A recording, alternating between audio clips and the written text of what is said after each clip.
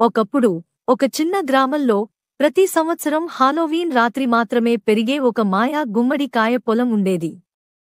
ఆ గుమ్మడికాయలు సామాన్యమైనవి కావు.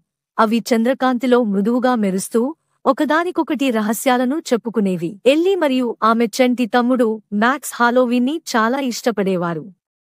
ఈ సంవత్సరం మొదటిసారి మాయా గుమ్మడికాయల పొలానికి వెళ్లాలని వారు నిర్ణయించుకున్నారు. వారు ఆ పొలంలో నడుస్తూ ఉండగా ఒక పెద్ద గుమ్మడికాయని గమనించారు. ఆ గుమ్మడికాయ ముఖం చెక్కినట్టుగా కనిపించింది. కాని ఎవ్వరూ దాన్ని చెక్కలేదు. హలో అంటూ గుమ్మడికాయ ఒక్కసారిగా మాట్లాడింది. దాంతో మ్యాక్స్ దడుసుకున్నాడు. నేను పాపీ, గుమ్మడికాయ గార్డియన్, అది చెప్పింది. మీ సహాయం కావాలి. ఎవరో నా మాయా గింజను దాచిపెట్టారు. అది లేకపోతే వచ్చే సంవత్సరం గుమ్మడికాయలు పెరగవు అని వాళ్లతో చెప్పింది. మేము సహాయం చేస్తాము. పాపీ వారిని గుమ్మడికాయల పొలానికి అంచున ఉన్న భూత బొమ్మవైపు దారి చూపించింది.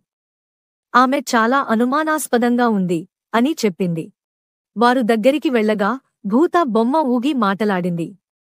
నేను తీసుకోలేదు, అది భయంగా చెప్పింది. గుగ్గిలం పక్షులు తీసుకున్నాయి. ఎల్లీ ఒక పెద్ద వృక్షం దగ్గర గుగ్గిలం పక్షుల గుంపును గమనించింది. నన్ను అనుసరించండి అని ఆమె దడుసుగా చెప్పింది. మ్యాక్స్ క్యాండీలతో గుగ్గిలం పక్షులను దారితీశాడు. ఎల్లీ వృక్షం కింద వెతికి మెరుస్తున్న బంగారు గింజను కనుగొంది. వారు పాపీ దగ్గరికి వెళ్లి గింజను ఇచ్చారు. పాపీ ప్రకాశిస్తూ చిరునవ్విచ్చింది. మీరు గ్రామానికి హాలోవీన్ను రక్షించారు. ధన్యవాదాలు. పాపీ వారికి ఒక చిన్న మెరుస్తున్న గుమ్మడిని ఇచ్చింది. ప్రతి హాలోవీన్ రాత్రి ఆ గుమ్మడి మెరుస్తూ వారి సాహసగాథను గుర్తుచేసేది.